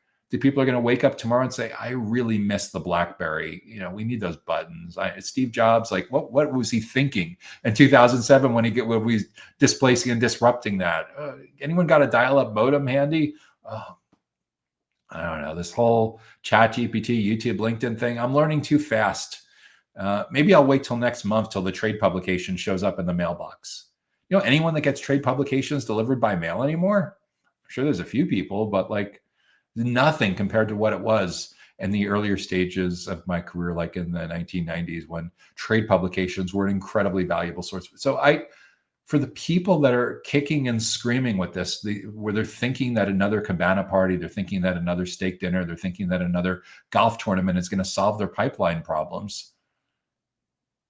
Are you really thinking that kind of bribing your prospects is going to make up for the fact that your company hasn't invested in what it needs to in its product roadmap? Are you really thinking that you're going to solve these complex decision committee transformation problems by inviting someone to go to a football game or a basketball game or a baseball game with you or something like that, or concert tickets? Like, let's get real. They're sales allergic for a reason. They're anti-sales. They're skeptical. They're highly technical. Don't insult their intelligence by thinking that you're going to pull the wool over their eyes. They're way too smart for this. The only way to win these folks over across multiple stakeholders on that decision committee is through educating and building trust. And this is a big culture change for a lot of companies. But the good part is, if you're used to spending a ton of money on national and global conferences, you can repatriate a lot of that budget and redirect it to things that are going to be way, way more precise, way, way more impactful, way more meaningful, way more differentiated, and not just differentiating in the final 17% of the journey, which is when you're showing up and trying to outspend your competitors. That's what you're doing. You're throwing all of your resources into the final 17% of the game and ignoring the first 83% of the game. No, the game is won or lost in that first 83%. You're deluding yourself if you're thinking that you can put little leaguers on the field against the New York Yankees or the Mets or the Giants or the Patriots or whatever your favorite team is, or Manchester. You're deluding yourself if you're thinking you're going to put kids on that team against professionals until the last quarter, and then you'll put the professionals in. Like, what the heck are you thinking? The game is being won or lost in the full journey, not just in that last 17%. In order for you to compete and win, we need to get you in early and often. 25 to 30 touch points throughout the full journey. This isn't one and done, and we need to get you in there as early as possible to shape the criteria so you can engage your data center prospective customers in meaningful, impactful, and differentiated ways. So that's the final question that we'll be addressing in this week's Data Center Go-to-Market Sales and Marketing Q&A show. If you have an idea for a topic or a question or a challenge that you think we should address in an upcoming show, be sure to drop that in the comments on whatever platform that you're watching or listening on, and we'll be sure to add that to the consideration queue for an upcoming episode. By the way, if you're watching on one of the audio platforms, we'd be delighted if you could take a moment to add a sentence or two about what you thought about this episode and review and rate this episode as well. If you want to make sure that you get notified about upcoming educational events and resources just like this, be sure to subscribe to the Data Center Sales and Marketing newsletter that comes to your email inbox on Sundays. You can subscribe for free directly on our website at www.dcsmi.com. I'm Joshua Feinberg, founder of the Data Center Sales and Marketing Institute and host of the Data Center Go-to-Market podcast.